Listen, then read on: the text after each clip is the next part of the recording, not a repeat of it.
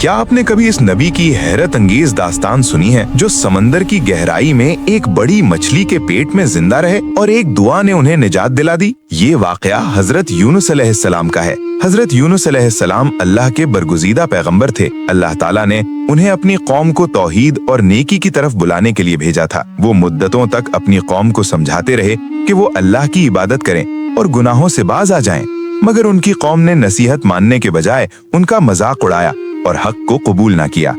جب مسلسل انکار اور تمسخر دیکھ کر دل بہت رنجیدہ ہوا تو حضرت یونس علیہ السلام وہاں سے روانہ ہو گئے اور ایک کشتی میں سوار ہو گئے۔ جب کشتی سمندر کے بیچ پہنچی تو اچانک سخت طوفان آ گیا۔ اونچی اونچی لہریں اٹھنے لگیں اور کشتی ہچکولے کھانے لگی، یہاں تک کہ لوگوں کو خوف ہوا کہ کہیں کشتی ڈوب نہ جائے۔ لوگوں نے مشورہ کیا کہ کشتی کو ہلکا کرنے کے لیے کسی ایک شخص کو سمندر میں ڈالنا ہوگا۔ اس کے لیے قرآن دازی کی گئی اور 3 مرتبہ حضرت یونس علیہ السلام کا ہی نام نکلا۔ آخرکار انہیں سمندر میں ڈال دیا گیا۔ اسی لمحے اللہ کے حکم سے ایک بہت بڑی مچھلی آئی اور حضرت یونس علیہ السلام کو نگل لیا۔